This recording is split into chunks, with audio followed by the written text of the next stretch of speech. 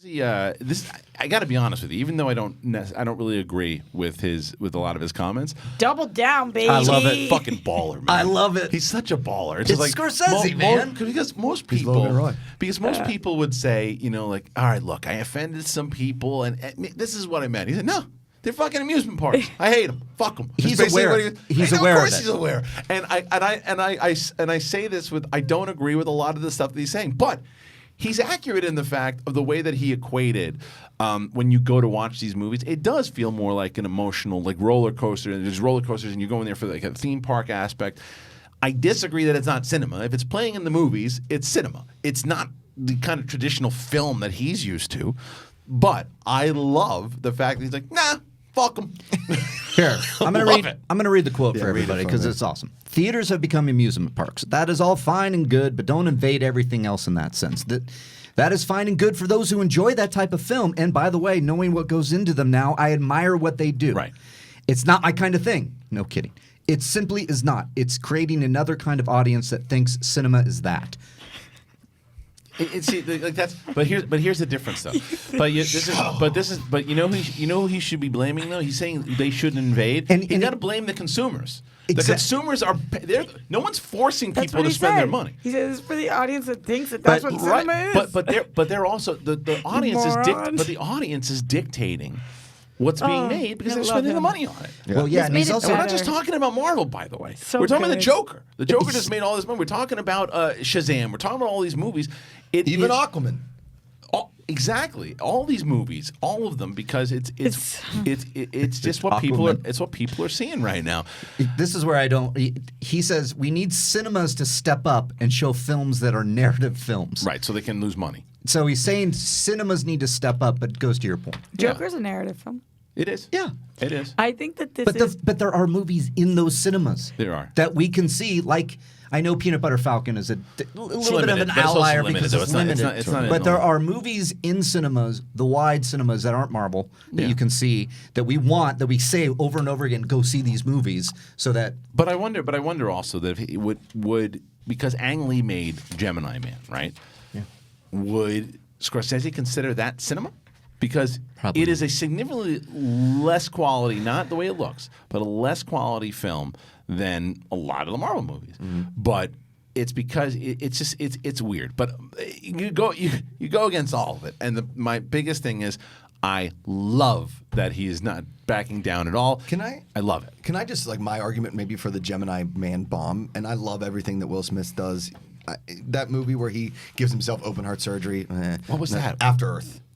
Oh my God! Sometimes you got to do it. Yeah, sometimes, right? Well, that movie was very off. I was like, I don't know what this.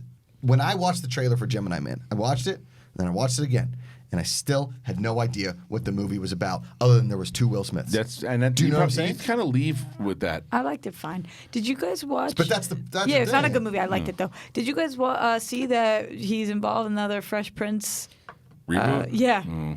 Yeah. What? No, I didn't. Yeah. It came out a couple days ago. Yeah, it's going to be on. Isn't the Peacock looking at it?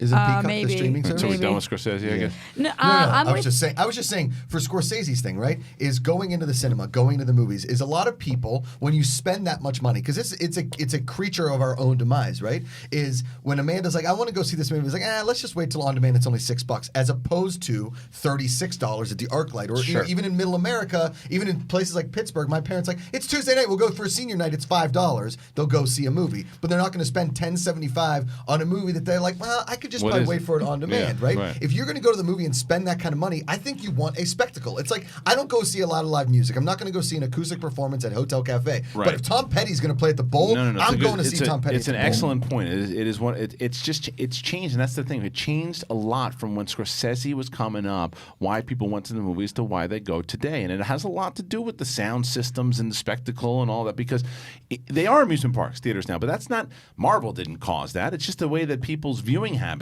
have changed that in general, and DC hasn't done that. It's because people they go to see these movies because they enjoy these movies. It's more fun to watch these movies in the big theaters. I actually like enjoying watching more of the Irishman. I would rather watch that movie right now on my big screen television at home, totally, with a good sound system, and be away from it all and not have to worry, because honestly, people are assholes. And I went to see The Joker, not at a press screening. I had to deal with people holding up their text, Stinky Feet McGillicuddy putting his feet up, people bringing in burritos into the thing and stinking up the whole fucking theater. And fuck you. I want to be at home. Yeah. And it's a horrible Plus, experience. sometimes you have to pee, and you got to pause the movie. Yeah, that's right, and you can do it. And you can. Going back to Scorsese, for me, like, I love this kind of thing because if you're not hurting anybody, do what you want. And that's why, like, you know, I think it's kind of funny when Trump says things that I think are funny. If it's not until he's, I feel like, hurting people. So I still can laugh at things, right? I don't feel like Scorsese is hurting anybody. No. He's saying this. I don't Staying really, true to who he is. I really don't think people look at him and say, okay, Scorsese thinks that these movies are not cinema, therefore I will not support them. No. Pick it outside. Like, I just think when you have such a strong opinion, it's funny. And it's true. But the other thing that he's doing, though, when you mention that, the other thing, too, is we're talking, Scorsese's a god and we'll be talking about him forever, right? But we haven't mentioned his name this much in conversation in years. And right before his movie comes out. Very smart, very good. And he said, look, and he probably even had somebody say, Warren, they're talking about you all over the place with this thing. Downey just talked about you on Stern. They're talking about you everywhere right now. If someone brings it up and he brought it up, he said, "Yeah, fuck him." Yeah, I feel like Scorsese. You're going to teach an old dog new tricks? CNN. Sure. An old Italian man, you're going to teach him new tricks?